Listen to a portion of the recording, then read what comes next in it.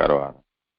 આચરણ ઇન્દ્રાસંતાન હંતારો યત્પાદં ગુજરે નવ પિયાનંદાન્નિતાચાર્યાન પ્રણમામિ મુહુર્મુહુઃ યદનુગ્રહતો સંતુ સર્વ દુઃખાતિગો ભવેत् તમહં સર્વદા વંદે શ્રીમદ્વલ્લભનંદનम् અજ્ઞાનાતિમિરાન્ધસ્ય જ્ઞાનાંજનશલાકયા ચક્ષુરુન્મીલિतं येन तस्मै श्रीगुरवे नमः नमामि हृदये शेषे लीलाक्षीराब्धिशायिनम् लक्ष्मीसहस्रलीलाभिसेव्यमानं कलानिधिम् चतुर्भिश्च त्रिभिस्तथा सर्वविराजते योऽसौ पञ्चदारदये मम। તમને પ્રણામ છે। હા અક્ષિતા, ગોપાલદાસજી નો પેલો પ્રસંગ, ગોપાલદાસજી બહુ વૃદ્ધ થઈ ગયા હતા, એમને બેસવામાં ઉભા થવામાં બહુ તકલીફ પડતી, એ બેસવામાં ને ઉભા થવામાં મદન મોહન લાલજી બોલતા, તો એ મંદિરના બારે સૂતા, તો રાત્રે મદન મોહનલાલજી બોલતા, તો એમને મંદિર માંથી ઠાકોરજી બોલતા કે શું થયું, હું તો અહીંયા જ છું। તો પછી ગોપાલદાસજી બોલતા કે આપ હજી સુધી જાગો છો, હું તમને નથી બોલાવતો, આ તો મારી આદત થઈ ગઈ છે। તો મદન મોહનલાલજી એ કીધું કે મને ખબર છે, પણ મને તને આવી રીતે જોઈને બહુ તકલીફ થાય છે। અને મદન મોહનલાલજી બહુ વૃદ્ધ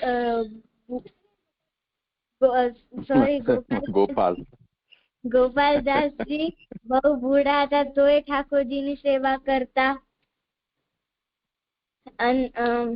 અને જ્યારે અનોસર હોય ત્યારે મહાપ્રભુજીના ગ્રંથો વાંચતા। આમાંથી આપણે એ શીખ મળે કે સેવાની કોઈ ઉંમર ન હોય, અને ઠાકોરજીના ગ્રંથ, મહાપ્રભુજીના ગ્રંથો વાંચવા જોઈએ। બહુ સારું। સેવાની કોઈ ઉંમર ન હોય એટલે શું?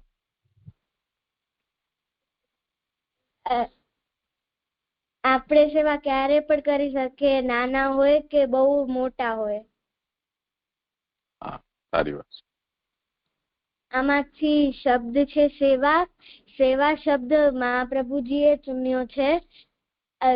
જેમ મનુષ્ય પાણી, જલ, વાયુ અને જમવા વગર ન રહી શકે, એવી રીતે વૈષ્ણવો ઠાકોરજીની સેવા કર્યા વગર ન રહી શકે। સાચી વાત છે। જે થઈ ગયું। સારું। પ્રણામ જીજી। હા ઋત્વી।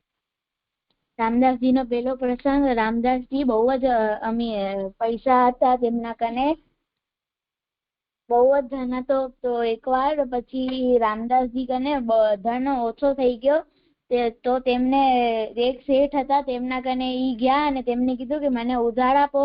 તો પછી તે શેઠે ઉધાર આપ્યા, અને જયારે 3-4 દિવસ પછી શેઠ ઉધાર લેવા ગયા, અને રામદાસજી ના શેઠે પૂછ્યું કે મારો ઉધાર દે। તો પછી રામદાસજી એ કીધું કે અત્યારે તો મારા કને ધન નથી, તો હું તમને પછી આપી દઈશ। તો પછી શેઠે તેમને આખી બજારની સામે બહુ ખોટું બોલ્યા। તો પછી ઠાકોરજી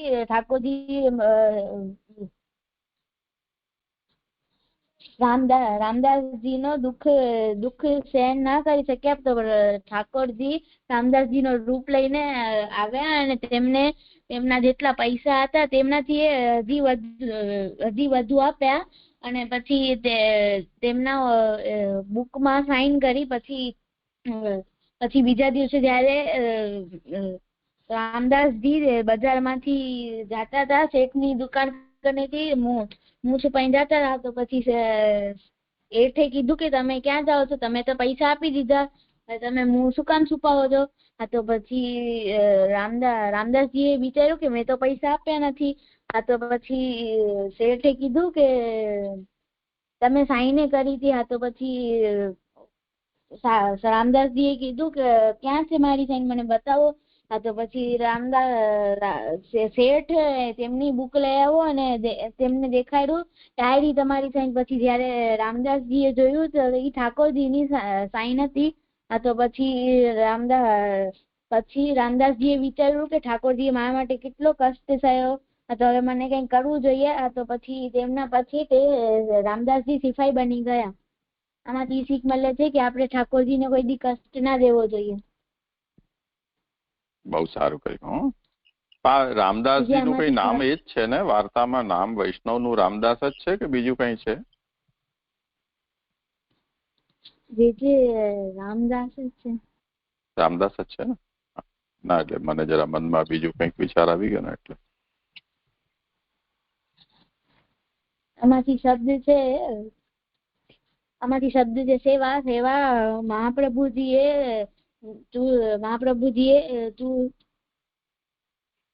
રામદાસજીએ મહાપ્રભુજીએ ચૂઝ કર્યો છે. જેમ કે મનુષ્ય પાણી અને ખાવા અને હવા વગર નથી રહી શકતા, તેમ ઠાકોરજીના ભક્ત તેમની સેવા કર્યા વગર નથી રહી શકતા.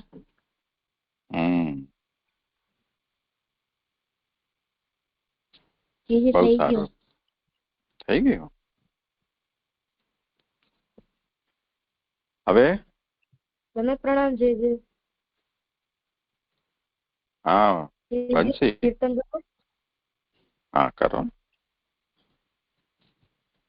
મીઠી તેરી છાછ વાલી, મીઠી તેરી છાછ, મીઠી તેરી છાછ વાલી, મીઠી તેરી છાછ, કહા दूध में मेली जमायो, साची कहो कि काची ग्वाली, मीठी तेरी छाछी, કહા दूध में मेली जमायो, साची कहो कि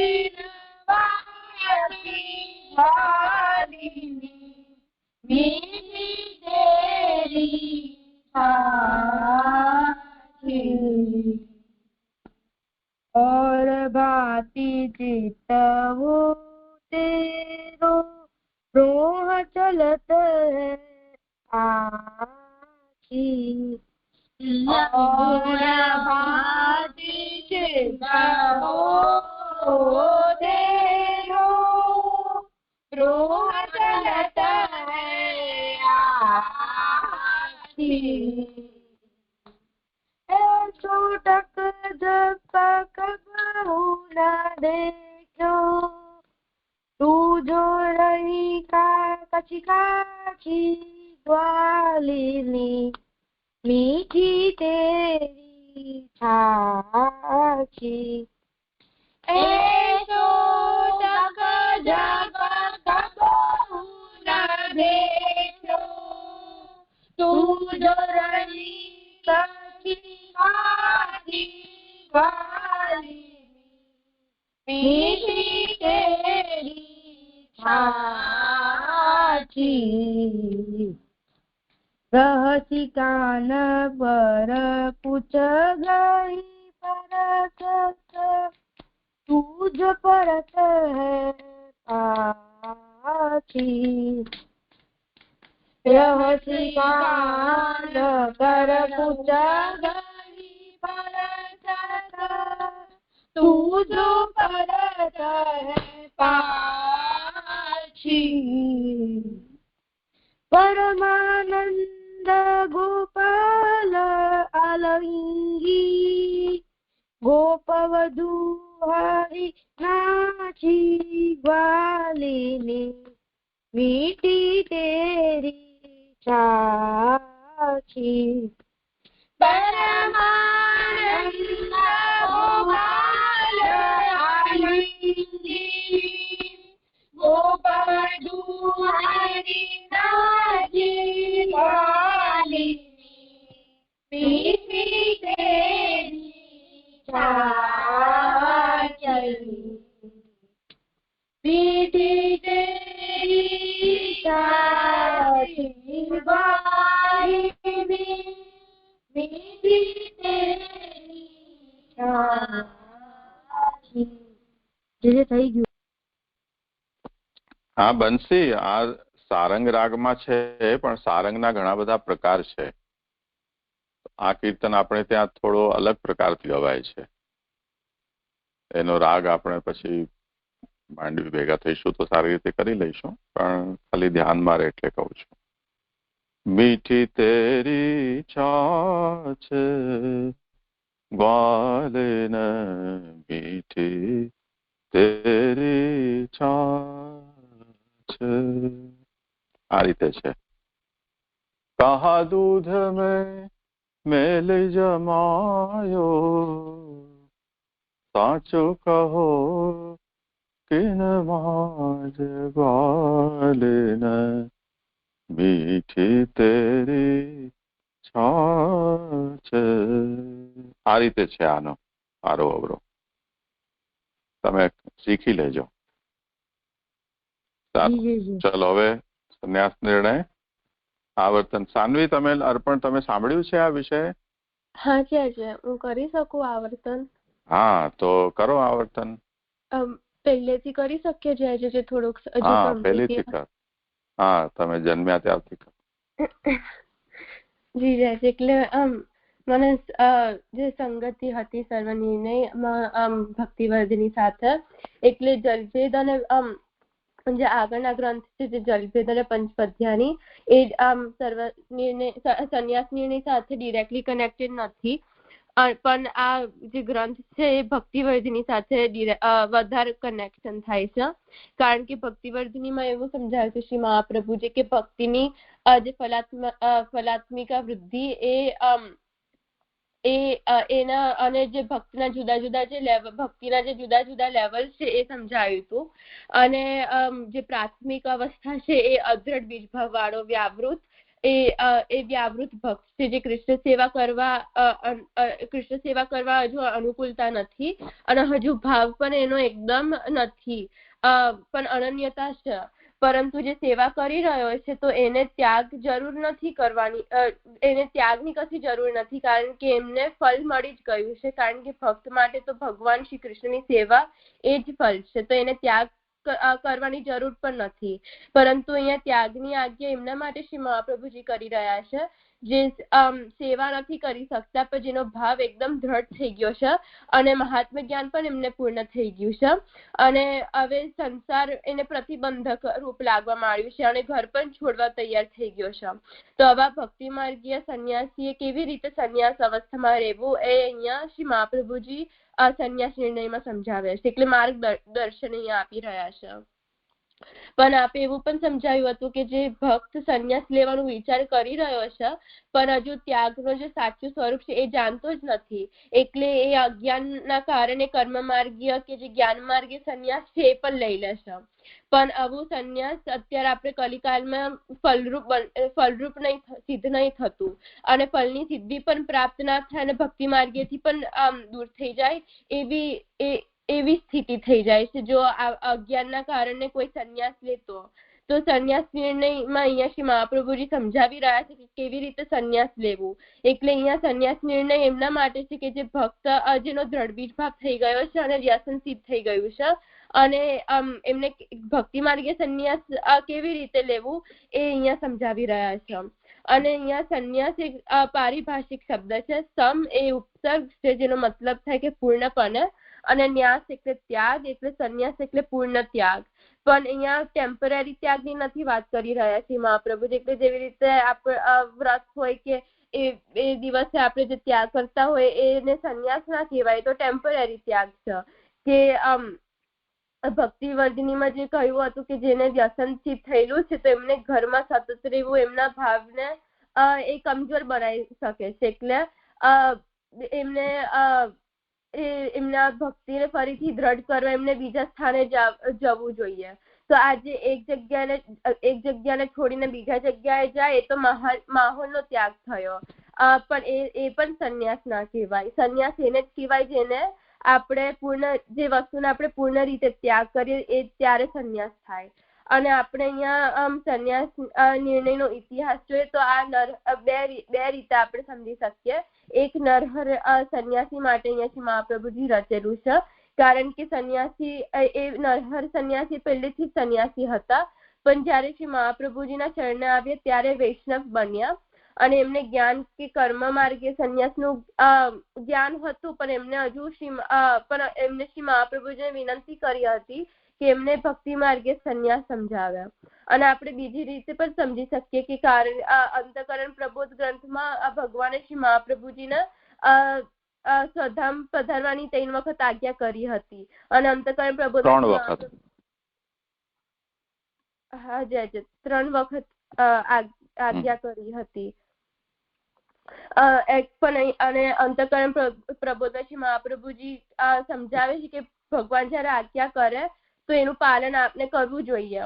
એટલે શ્રી મહાપ્રભુજી જયારે 3જી વખત આજ્ઞા થઈ ત્યારે શ્રી મહાપ્રભુજી સ્વધામ પધારવાનું વિચાર્યું, પણ જેના જન્મ કર્મ બંધનથી નથી થયું પણ ભગવદ ઈચ્છાથી થાય છે તો એમને સ્વધામ પધારવું હોય તો પણ પોતાના ઈચ્છાથી જ થાય છે.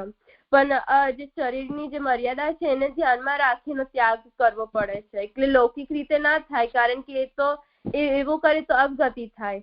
અને વૈદિક રીતે સમજાવ્યું છે કે બ્રાહ્મણ સંન્યાસના નિયમોનું પાલન કરી શકે.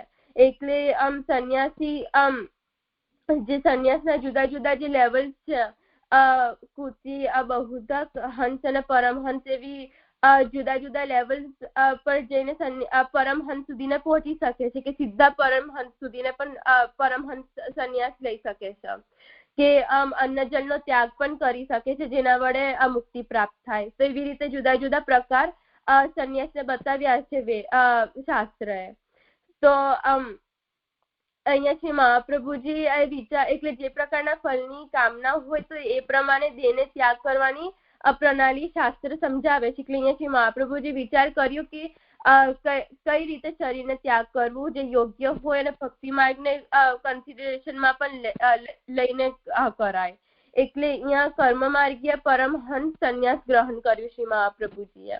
અને સંન્યાસ નિર્ણયમાં એવા પ્રશ્નોના જવાબો આપે છે કે વ્યસનથી થયું અને ઘરમાં રહેવાતું નથી તો ભક્તિ માર્ગીય રીતિથી કેવી રીતે સંન્યાસ લેવું, કે ભક્તિ માર્ગે સંન્યાસ ગ્રહણ કરાય કે ના કરાય, એવા બધા પ્રશ્નના જવાબ શ્રી મહાપ્રભુજી અહીંયા આ ગ્રંથમાં આપે છે. પછી આપણે પહેલા શ્લોકમાં જે કેપ્શન હતું એના વિશે આપણે સમજ્યા હતા કે સ્નેહનો ત્યાગ કરવો કે ના કરવો એ શાસ્ત્ર દ્વારા સમજાય, અને શાસ્ત્ર અનુસાર ત્યાગ કરી તો શાસ્ત્રીય ફળની પ્રાપ્તિ થઈ શકે. પણ પોતાની ઈચ્છાથી ત્યાગ કરી તો એ શાસ્ત્રીય ફળ નહીં મળે. તો અહીંયા કર્મફળ ત્યાગ એટલે કર્મફળ ત્યાગનો મતલબ એવો થાય કે દરેક કર્મ દ્વારા કશું ને કશું ફળ તો પ્રાપ્ત થાય છે, પણ એ ફળનું આપણે એ ફળની ઈચ્છાનું ત્યાગ આપણે કરવું જોઈએ. કારણ કે 2 પ્રકારના કર્મ છે, નિષ્કામ કર્મ અને સકામ કર્મ. તો નિષ્કામ કર્મનો મતલબ એવો થાય છે કે કરવાથી બંધન પેદા, નિષ્કામ કર્મ કરીએ તો એને કરવાથી બંધન પેદા નહીં થતા. એટલે પૂર્વજન્મના જે કર્મોના ફળ આપણે ભોગવતા જઈએ અને નવા બંધનો ના લાગે તો આપણે જન્મ મરણના ચક્કરમાંથી આપણે મુક્ત થઈ શકીએ છીએ. પણ જે કામ્ય કર્મ એટલે આપણે કામ્ય કર્મ ના કરવા જોઈએ જે બંધન પેદા કરે છે, પણ આપણે જે નિત્ય નૈમિત્તિક કર્મ છે એ કરવા જોઈએ જેના વડે આપણે જેના વડે આપણે બંધન બંધનમાં આપણે નથી મુકાતા. એટલે એટલે કર્મ સંન્યાસ હોય છે અને કર્મ ફળ સંન્યાસ હોય છે. તો કર્મ સંન્યાસ એ ચતુર્થ આશ્રમ રૂપ સંન્યાસ છે. એટલે શાસ્ત્ર અનુસાર કર્મને જ છોડી દેવા, એ કર્મ સંન્યાસ છે. એટલે કર્મ સંન્યાસમાં આપણે ગૃહસ્થ અને જે વાનપ્રસ્થ આશ્રમ છે એના કર્મનો ત્યાગ કરવો, પણ જે સંન્યાસ આશ્રમ છે એના કર્મનું પાલન તો આપણે કરવું પડે, કારણ કે સંન્યાસ આશ્રમના કર્મો જે આપણે છોડી દે તો આપણે સંન્યાસ પણ કેવી રીતે લઈ શકીએ. એટલે અહીંયા ગૃહસ્થ આશ્રમ અને વાનપ્રસ્થ આશ્રમના કર્મનો ત્યાગ અહીંયા કર્મ સંન્યાસમાં થાય છે. અને કર્મ ફળ સંન્યાસ મતલબ એવો થાય કે કર્મ ફળની આશાનો ત્યાગ કરવો. એટલે જે ફળ છે એનો ત્યાગ આપણે, જે ફળની ઈચ્છા છે એનો ત્યાગ આપણે કરી યોગ કર્મ અને દાનને વગેરે કર્મ આપણે કરવા જોઈએ, એવું સમજીતી જાય. હા, સારી વાત છે. અર્પણ,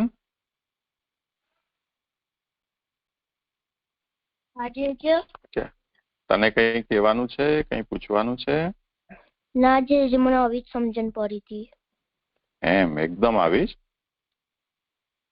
હા જી. સારું, ચલો ભક્તિ, તે જોયું ગીતાજીનો 18મો અધ્યાય?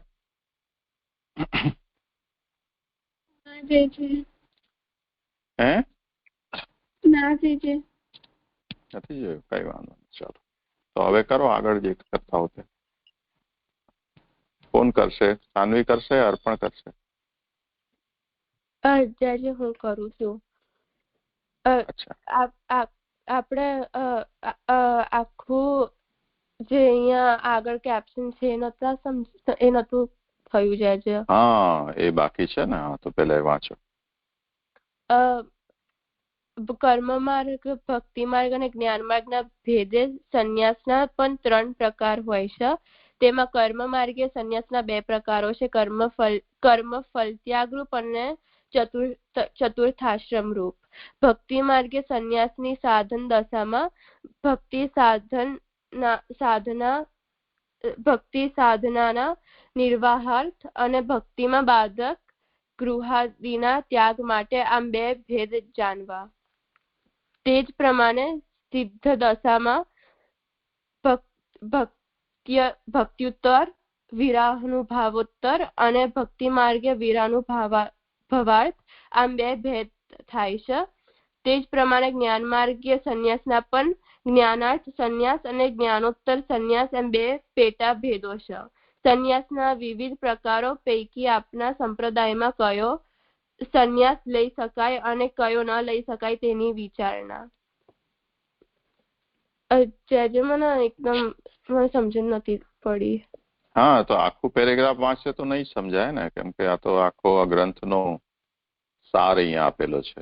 એટલે એક એક વાક્ય લઈને અને એને સમજતા જાઓ, સમજાવતા જાઓ.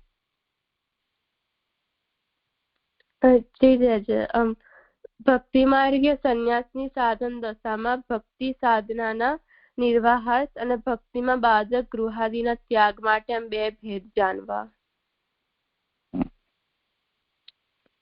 શરૂઆતથી વાંચ ને. જી. કર્મ માર્ગ, ભક્તિ માર્ગ અને જ્ઞાન માર્ગના ભેદે સંન્યાસના પણ 3 પ્રકાર હોય છે. તેમાં કર્મ માર્ગે સંન્યાસના 2 પ્રકારો છે, કર્મ ફળ ત્યાગ રૂપ અને ચતુર્થાશ્રમ રૂપ. ભક્તિ માર્ગે સંન્યાસની સાધન દશામાં ભક્તિ સાધનાના નિર્વાહાર્થ અને ભક્તિમાં બાધક ગૃહાદિના ત્યાગ માટે 2 ભેદ જાણવા. હા, તો હવે કરો સ્પષ્ટ સમજાવો. જી મને એવી સમજણ પડી કે પેલા કર્મ માર્ગે સંન્યાસના પ્રકાર બતાવ્યા, જે કર્મ ફલ ત્યાગ રૂપ અને ચતુર્થાશ્રમ રૂપ. એટલે એક ચતુર્થાશ્રમ રૂપે ખાલી કર્મ સંન્યાસ એટલે કર્મનો જ ત્યાગ કરી લેવો, અને જે ગૃહસ્થાશ્રમ અને વાનપ્રસ્થાશ્રમના જે કર્મો છે એનો ત્યાગ કરવો, અને કર્મ ફલ ત્યાગ રૂપ એટલે જે ફળની આશા છે એનો ત્યાગ કરવો. એટલે કર્મ કરતા રહેવું, પણ એના પાછળનું જે ફળની જે ઈચ્છા છે કે કામના છે એ છોડી દેવું. અને હવે અહીંયા ભક્તિ માર્ગે સંન્યાસની વાત થઈ રહી છે કે આ પણ નથી સમજણ પડી જાય છે. ભક્તિ બંસી, તમને કઈ આમાં કેવું હોય તો જે મને વાંચીને આમાં અને જે સમજાય તે બોલો.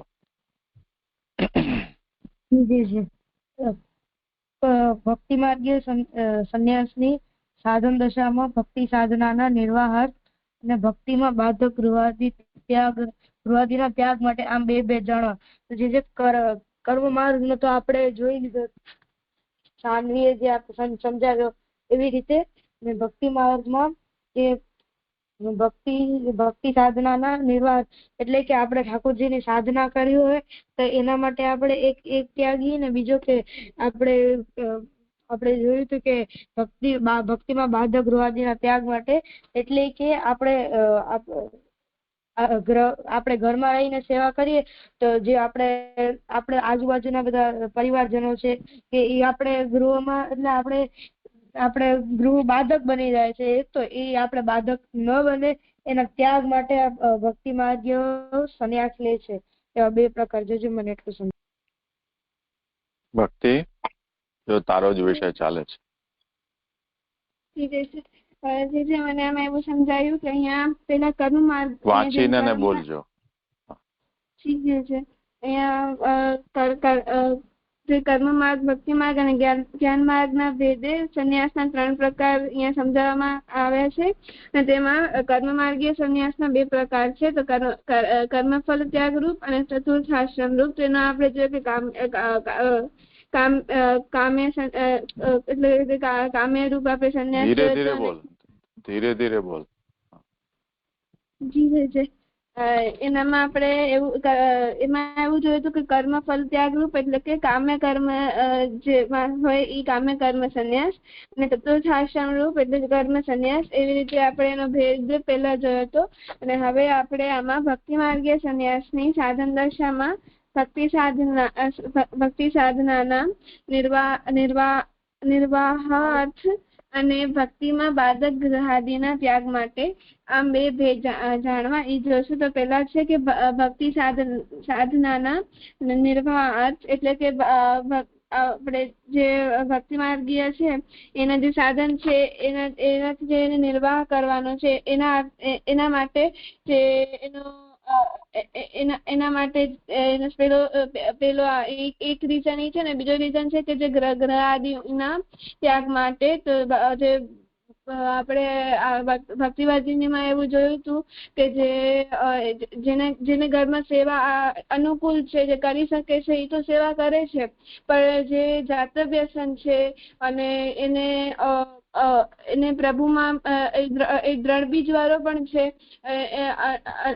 અને એને પ્રભુમાં આસક્ત કે વ્યસન સુધી પહોંચી જાય છે, તો પણ ઘરમાં ઠાકોરજીની સેવા નથી કરી શકતો, કેમ કે એને બાધક રૂપ લાગે છે. તો પછી એટલે જે સંસાર છે એનું જે ગ્રહ છે એને ત્યાગ કરવો છે, એટલે એની જે ભક્તિમાં એની બાધક રૂપ થાય છે એટલે એ ગ્રહનો ત્યાગ કરે છે. તો આવી રીતે 2 પ્રકારે અહીંયા સમજાવવામાં આવશે.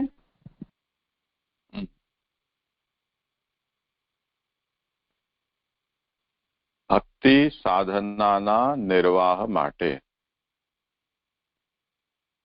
એટલે એક વ્યક્તિ જે ભગવાનની ભક્તિ કરી રહ્યો છે એ ભક્તિ સાધનાના નિર્વાહ, એનો મતલબ એની સાધનાને કન્ટિન્યુ કરવા માટે, એનો જાળવી રાખવા માટે. એટલે એ એમ ઈચ્છે છે કે હું જે ભક્તિ કરી રહ્યો છું એ ભક્તિ મારી છૂટી ન જાય કે અધૂરી ન રહી જાય. હવે અધૂરી કે છૂટી જવાનું કારણ શું હોઈ શકે કે એક તો એ કે એ જે કરે છે એની અંદર કંઈ ઓબ્સ્ટેકલ્સ આવી રહ્યા હોય, કોઈ પ્રતિબંધો આવી રહ્યા હોય, તો એ પ્રતિબંધોથી બચવા માટે એ ત્યાગ કરવાનો વિચાર કરે. આ એક પ્રકાર થયો. અને બીજું ભક્તિના સાધનોના નિર્વાહ માટે. એટલે જ્યાં છે એ પોતે ત્યાં એને એના લેવલનું કંઈ મળી નથી રહ્યું અથવા એનાથી એડવાન્સ લેવલનું કોઈ અવેલેબલ થઈ નથી રહ્યું, અથવા એ જે કરી રહ્યો છે એ પૂર્ણતાથી કરી નથી શકી રહ્યો. તો એના માટે કોઈ બીજા એ સ્થાન છોડીને એને જવાય જ છે કે હું કદાચ આ સ્થાન છોડી દઉં, બીજા સ્થાને હું જાઉં તો ત્યાં હું જે કરું છું એ સારી રીતે કરી શકીશ, અથવા એનાથી મને વધારે સારું મળશે, અથવા જે મને અહીંયા ખૂટે છે એ ત્યાં મળી જશે.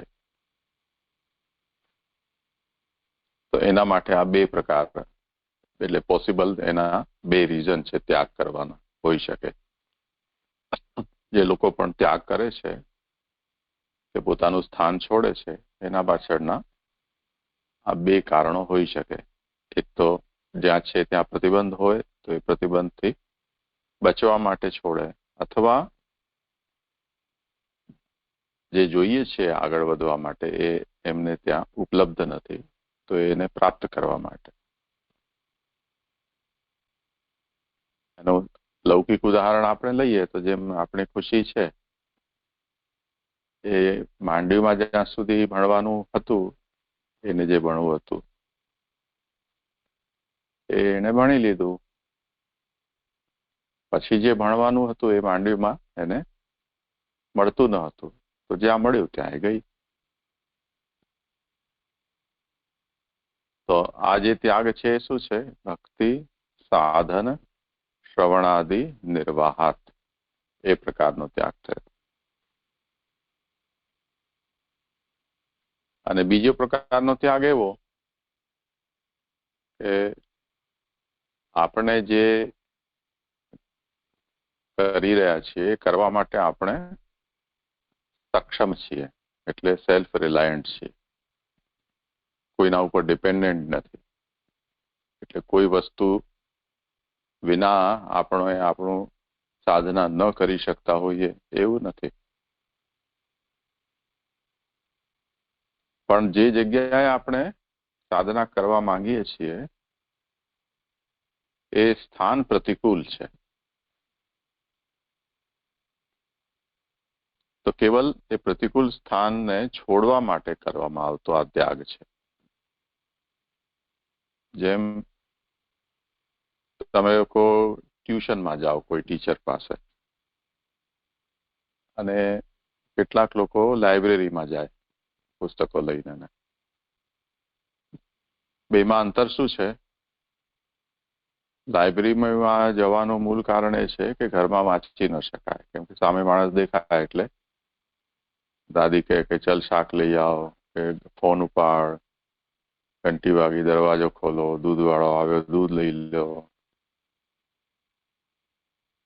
તો પ્રતિબંધ ઘણા થઈ જાય.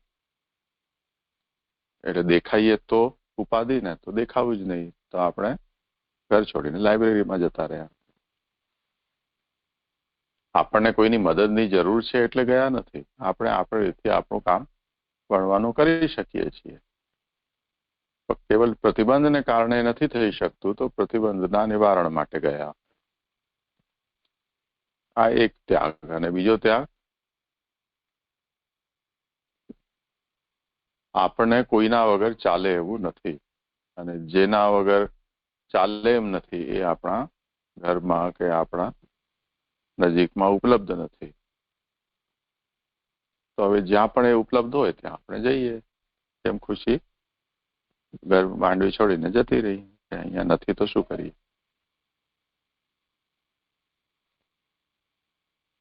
હવે આ ઉદાહરણને મનમાં રાખીને અને આ ફરીથી વાંચ સાનવી, પછી તું શું સમજીએ મને કે. કર્મ માર્ગ, ભક્તિ માર્ગ અને જ્ઞાન માર્ગના ભેદે સંન્યાસના પણ 3 પ્રકાર હોય છે. તેમાં કર્મ માર્ગે સંન્યાસના 2 પ્રકારો છે, કર્મ ફળ ત્યાગ રૂપ અને ચતુર્થાશ્રમ રૂપ. ભક્તિ માર્ગે સંન્યાસની સાધન દશામાં ભક્તિ સાધનાના નિર્વાહાર્થ અને ભક્તિમાં બાધક ગૃહાદિના ત્યાગ માટે આમ 2 ભેદ જાણવા. એટલે અહીંયા ભક્તિ માર્ગીય સંન્યાસ ના કોન્ટેક્સ્ટમાં અહીંયા મને એવી સમજણ પડી કે ભક્તિમાં એટલે બે પ્રકારના ત્યાગ છે. એક કે જેમાં આપણે જે ભક્તિ સાધના જે ભક્તિ સાધનાના શ્રવણાદિ નિર્વાહ ત્યાગ એટલે એ ત્યાગમાં એટલે એ ત્યાગમાં ભક્તિને ઇમ્પ્રુવ કરવા માટે કે વધારવા માટે કોઈ ઘર છોડીને બીજા સ્થાને જાય છે. એટલે જેના વડે એટલે જે સાધનામાં જે વસ્તુ એમને ઉપલબ્ધ નથી તો એ મેળવવા ઘર છોડીને જાય છે. પણ બીજું પ્રકારનું એ ત્યાગ છે કે જેમાં જે વસ્તુ જે સ્થાને છે એ બધું એમને પ્રતિબંધક રૂપ લાગવામાં આવે છે. એટલે જે ઓબ્સ્ટિકલ્સ છે એમાંથી છૂટવા માટે એ જગ્યાને ત્યાગ કરીને જ્યાં એ પ્રતિબંધો ના હોય એવી જગ્યા પર જાય છે. એટલે જ્યાં આપણે જે સેલ્ફ રિલાયન્ટ ની વાત કરતો તે નતું સમજાયું કે એક ત્યાગમાં એ પહેલો પ્રકાર છે.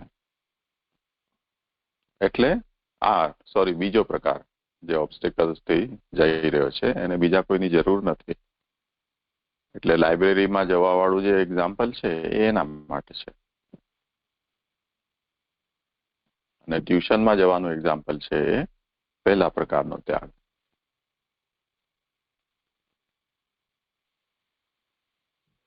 જી એટલે જે સેલ્ફ રિલાયન્સ છે એ બીજા પ્રકારનો ત્યાગ છે જેમાં એમને બધું પ્રતિબંધક રૂપ લાગે છે. એટલે સેલ્ફ રિલાયન્ટ હોવાના કારણે એ બધું છોડીને બીજા સ્થાને જાય છે જ્યાં એ પ્રતિબંધક ના લાગ્યા. અને બીજા પ્રકારનું ત્યાગ એ નહીં તો ગડબડ થઈ ગઈ. લાઇબ્રેરીમાં જે જાય છે ત્યાં તો એને કોઈ ટીચર થોડો જ મળવાનો છે. લાઇબ્રેરીમાં એ પોતાની ટેક્સ્ટ બુક ને જે કંઈ પણ નોટ્સ છે એ લઈને પોતે જ ત્યાં ભણશે ને. એટલે એને ભણવા જવા માટે કે ભણવા માટે કોઈની મદદની જરૂર નથી. પણ ઘરમાં એટલે નથી ભણી શકતો એમ કે ભાઈ લાઇબ્રેરીમાં શું કામ જાય છે, તો કોઈ ઘરમાં મને કોઈ વાંચવા નથી દેતું તો હું શું કરું? તો ખાલી પ્રતિબંધના નિવારણ માટે એ જાય છે. એટલે પોતે પોતાનું કરી શકે એમ છે.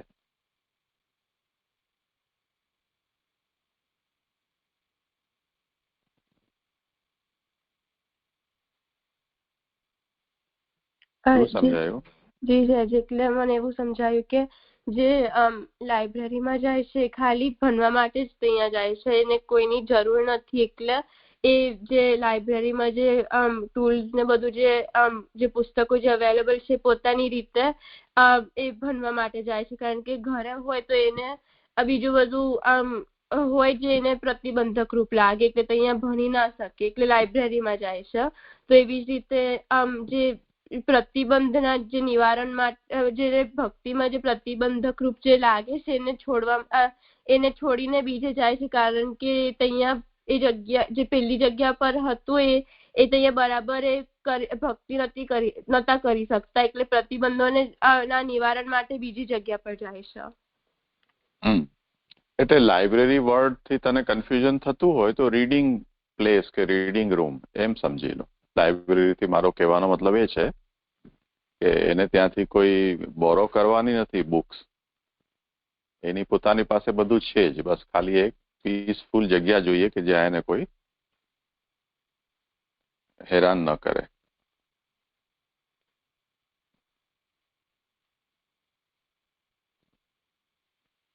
જી જય.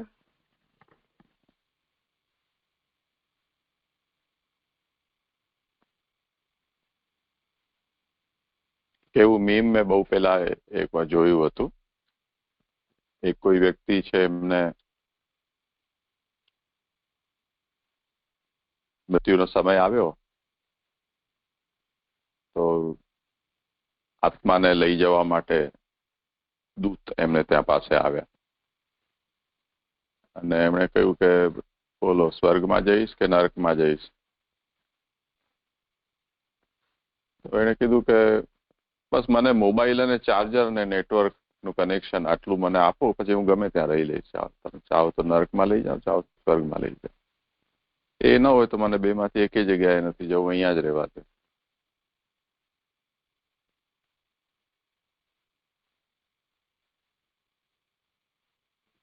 એનો શું મતલબ થયો?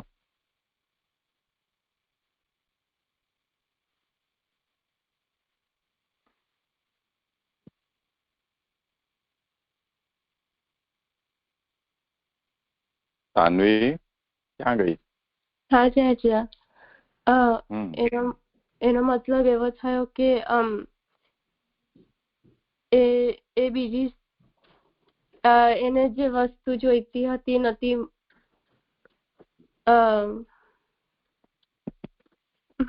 મજાકની વાત છે. કહેવાનો મતલબ એ છે કે જે મનુષ્યને ખાલી પ્રતિબંધથી દૂર થવા માટે ક્યાંક જવું છે, પ્રતિબંધથી બચવા માટે, એને કોઈની જરૂર નથી. એટલે કોઈ એક્સટર્નલ હેલ્પ એને નથી જોઈતી. તો બસ મને હેરાન ન કરો, મને મારું કરવા દો. તો ઘણી વખતે ભક્ત આવા વિચારથી પણ ત્યાગ કરતો હોય છે. એટલે ત્યાગ કરવાની એને ઈચ્છા થતી હોય છે કે અહીંયા હું પરેશાન થઈ ગયો છું, હું કંઈ કરી શકતો નથી. ત્યાગ અહીંયા સ્પેસિફિક સેન્સમાં કહેવામાં આવી રહ્યો છે. લાઇબ્રેરીમાં ચાલ્યા જવું પછી પાછા આવી જવું, એ ત્યાગ અહીંયા નથી કહેવામાં આવી રહ્યો. જ્યારે ત્યાગ શબ્દનો પ્રયોગ છે સંન્યાસ નિર્ણયમાં, ત્યારે એનો હવે સ્ટ્રિક્ટ સેન્સ એ છે કે હંમેશ માટે છોડીને જવું. તો કોઈ ભક્તિ માર્ગી એના અંદર પૂરું જ્ઞાન છે, પૂરો સ્નેહ છે પ્રભુમાં, એને કોઈ ભગવદીયની જરૂર નથી, કોઈ ગુરુની જરૂર નથી, કોઈ તીર્થની જરૂર નથી, કોઈ વસ્તુની જરૂર નથી. બસ એને પ્રતિબંધો ના આવે એવી કોઈ જગ્યાની જરૂર છે. કેમ કે અત્યારે એને બધા પ્રતિબંધો લાગેલા છે. તો એ પ્રતિબંધોથી બચવા માટે ત્યાગ કરવા માંગે છે. હવે છોડી વાત. તો આ પણ એક એપ્રોચ છે ત્યાગ માટેનો. તે જ રીતે પ્રતિબંધવાળી કોઈ વાત નથી,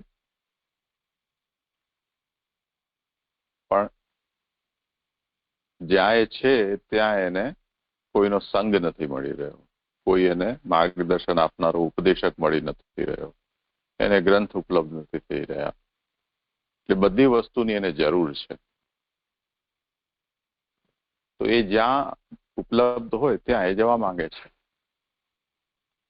જેનું એક્ઝામ્પલ મેં આપ્યું કે ખુશી ગામથી દૂર 500 કિલોમીટર દૂર કોઈ ઇન્સ્ટિટ્યૂટમાં કે જ્યાં ટીચર હોય, કે ત્યાં એને જે ભણવું છે એનું સેટઅપ અવેલેબલ હોય, તો એના માટે ગઈ છે.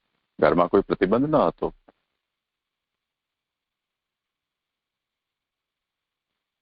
તો એવી રીતે ભક્તિ માર્ગી છે એ પણ એવું વિચારે કે ચાલો તો હવે આ જગ્યા છોડો અને આપણે હંમેશ માટે કોઈક એવા જગ્યાએ રહી જઈએ કે જ્યાં આ બધું અવેલેબલ થાય.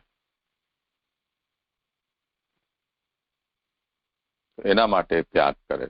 તો કરી શકાય કે નહીં? એમ ભક્તિ સમજાયું વિષય?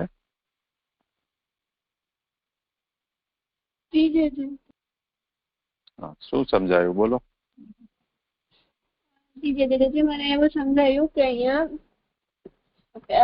એક તો ભક્તિના સાધન નિર્વાહ માટે અને એના માટે સંન્યાસ લે છે અને ત્યાગ કરે છે, અને બીજા ભક્તિમાં જે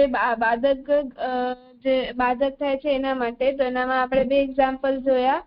એક એક્ઝામ્પલ કે જે ટ્યુશન જાય છે ને એક લાઇબ્રેરી જાય છે. ટ્યુશન જાય છે એટલે કે એને આવડતું નથી એટલે એમાં અધુરાશ છે એને પૂર્ણ કરવા માટે એ ગ્રહનો ત્યાગ કરે છે. એવી રીતે આપણે એને સમજવું જોઈએ.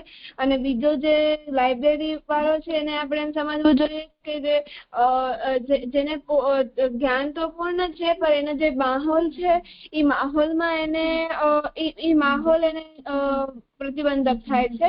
તો એના કારણે એ ગ્રહ આદિનો ત્યાગ કરે છે. તો એવી રીતે જે ભક્તિ માર્ગે ગ્રહ આદિના ત્યાગ માટે જે બીજી વાત કહી એ લાઇબ્રેરી વાળા માટે કહી છે. અને એટલે એક્ઝામ્પલ આપણે એમ લઈ શકીએ. અને ભક્તિ સાધનના નિર્વાહ અર્થ એના માટે જે આપણે ટ્યુશનનું એક્ઝામ્પલ લઈ શકીએ કે એનામાં જે અધુરાશ છે અને કે કોઈ પણ મારું બરાબર થાય છે કે નહીં, હું કરી શકું છું કે નહીં, બધું જે વિચાર છે એને પૂર્ણ કરવા માટે જે વસ્તુ કરે છે એટલે કે જે કાર્ય કરે છે અને ત્યાગ કરે છે એ બધું. તો એને આપણે ટ્યુશનના એક્ઝામ્પલથી સમજી શકીએ છીએ. મને એવું સમજાયું. ઠીક છે. સાનવી, અર્પણ, તમે સમજી ગયા? હા જી, મને આમાં એવી સમજણ પડી હતી કે અહીંયા બે પ્રકાર સમજાવ્યા. પહેલો પ્રકાર એવો હતો કે જ્યારે જેનાથી કશું એક સાધન પૂરેપૂરું કરાતું નથી એ સ્થાનનો ત્યાગ કરે છે. અને કોઈના વગર કશું ચાલતું નથી અને જેનાથી ચાલતું નથી એ નજીક ઉપલબ્ધ નથી તો જ્યાં છે ત્યાં જાય છે. એટલે આ પહેલો પ્રકાર છે. અને બીજો પ્રકાર એવો છે કે એક વ્યક્તિ જે ભગવાનની ભક્તિ કરે છે તો એ ભક્તિ છૂટી ના જાય તો એવી જ રીતે છૂટી શકે છે કે એમાં પ્રતિબંધો આવે છે. તો એ પ્રતિબંધોથી છૂટવા માટે ત્યાગ કરવાનું ઈચ્છે છે. અને જે સેલ્ફ રિલાયબલ છે કે જે ઇન્ડિપેન્ડન્ટ છે તો પણ જે સ્થાનમાં એના જાતે બનાતું નથી કારણ કે ડિસ્ટર્બન્સ એને પડે છે તો એ પોતાનો સ્થાનનો ત્યાગ કરીને બીજા સ્થાનમાં જાય છે બનવા માટે એની જાતે કારણ કે સેલ્ફ રિલાયબલ છે. તો આ બીજું પ્રકાર છે. મને એવું સમજાયું હતું જે છે. મને આમાં એવું એડ કરવું છે ભક્તિ બોલીમાં કે આપણે જે સમજાયું લાઇબ્રેરીનો એક્ઝામ્પલ કે ખુશી દીદીનો કે જે બારે ભણવા જાય છે એ ટેમ્પરરી છે કે જેવી રીતે ભણાઈ જશે એવી રીતે પૂરું પાછા આવી જશે. પણ અહીંયા પરમનન્ટ ત્યાગની વાત કરવામાં આવી છે કે આપણે એને એવી રીતે લઈ શકીએ કોઈ શિફ્ટ થતું હોય તો એ આપણે કોઈક વર્ક માટે પરમનન્ટલી એબ્રોડ કે શિફ્ટ થઈ જાય તો અહીંયા એવા ત્યાગની વાત કરવામાં છે.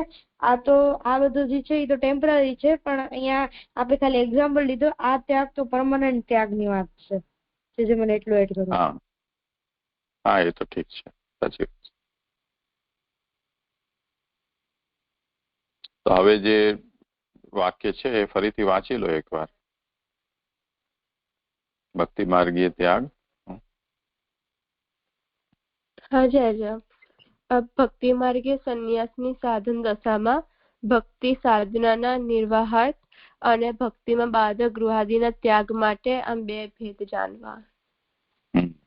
હવે જો આમાં એક શબ્દ આપણે બધાએ અહીંયા ધ્યાનમાં નહીં લીધું એ સાધન દશામાં. એ વાત ખાસ જરૂરી છે. સાધન દશામાંનો મતલબ છે જેને પ્રતિબંધ જણાઈ રહ્યો છે અને જેને કોઈ વસ્તુની કમી લાગી રહી છે કે પુસ્તક નથી કે ગુરુ નથી કે કોઈ ભક્ત નથી કે કોઈ કીર્તન શીખવાડવા વાળો નથી, કોની સાથે ચર્ચા કરીએ, ભાવ આપણો કોની સામે પ્રકટ કરીએ, ભૂલ કોણ સુધારે, આવું બધું જેને પણ થઈ રહ્યું છે એ પોતે અધૂરો વ્યક્તિ છે એટલે સાધન અવસ્થામાં છે.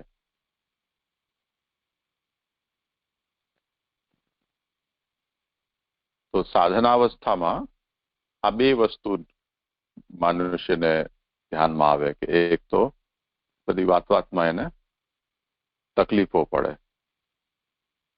પ્રતિબંધ દેખાય,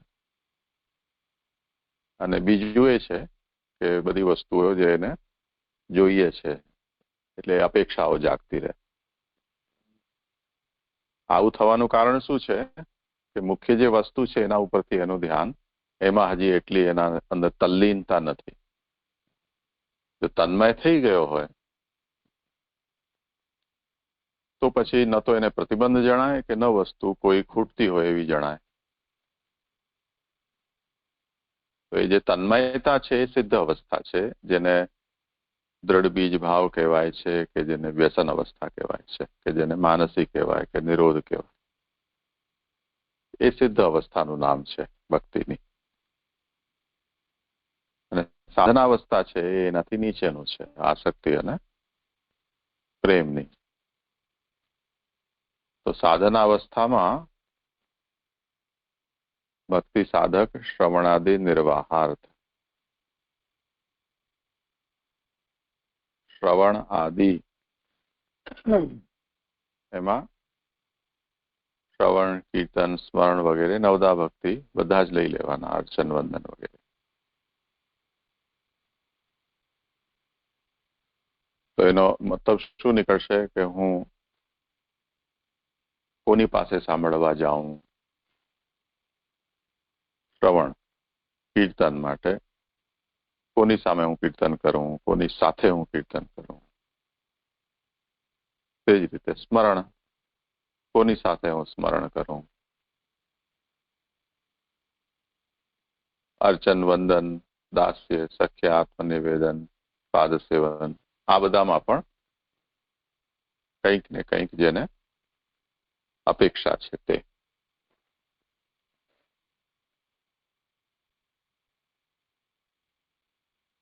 અને બાધકના નિર્વાહ માટે, એટલે શ્રવણ કરવા માટે માનો કે કોઈ ભક્તનો સંગ પ્રાપ્ત થયો, પણ પરંતુ જે ભક્ત જે જગ્યાએ એ લોકો કરે છે ત્યાં એમને કોઈને કોઈ પ્રતિબંધ થશે. એક્ઝામ્પલમાં આપણે એમ લઈ શકીએ કે જેમ આપણે અત્યારે ભારતમાં આપણે કરી રહ્યા છીએ ને ત્યારે 7:54 થઈ છે. જો આપણે એમ ઈચ્છીએ કે નહીં, ચલો આપણને આ સંન્યાસ નિર્ણયનું ભૂમિકાના રૂપમાં જે સમરી આપેલી છે એને આજે સમજી લેવું છે, પણ સાન્વીયર પણ એમ કે છે કે અરે હવે અમને નાવાનો ટાઈમ થઈ ગયો, કે ભક્તિ બંસી એમ કે છે કે હવે અમને ઘરે જવાનો ટાઈમ થઈ ગયો, કે જમવાનો સમય થઈ ગયો, ઘરે લડશે અમને. તો પ્રતિબંધ આવીને ઉભા રહી ગયા. હવે એ આપણને એમ જણાઈ રહ્યા છે, પ્રતિબંધ તરીકે ફીલ થઈ રહ્યું છે, તો એક એમ વિચાર આવે કે ચલો આપણને પ્રતિબંધ ન હોય ત્યાં આપણે જતા રહીએ.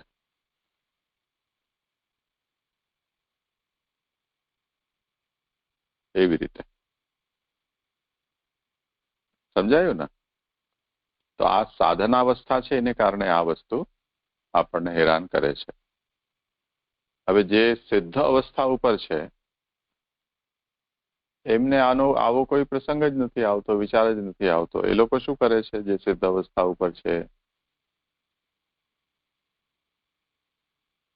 કે જેમ ઠાકોરજીનો બંસીના સ્વર એમણે સાંભળ્યા, ધ્વનિ, તો જે અવસ્થામાં હતા તે અવસ્થામાં બધું છોડીને દોડી ગયા. એમને મનમાં એવો વિચાર જ ના આવ્યો કે અમે કેવા લગર વગર કપડામાં છીએ, કે ત્યાંનું ઘરેણું ત્યાં પહેરાયેલું છે, કે છોકરા ભૂખ્યા છે, કે ઘરમાં કોઈ બીમાર છે, કે ગાયો છે એને હજી ઘાસ આપવાનું બાકી છે, કે અત્યારે રાતનો ટાઈમ છે, અંધારું છે. આવું બધું કોઈ જ વિચાર એમને આવ્યો નહીં.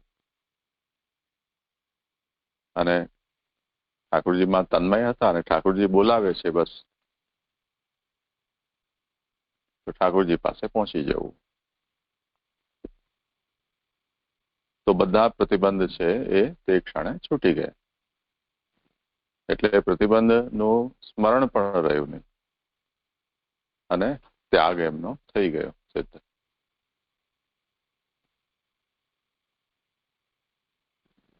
હવે પછી અમે આટલી રાત્રે જયા છીએ, પાછા અમને આવવા દેશે કે કેમ, એવો વિચાર પણ એમના મનમાં આવ્યો નહીં.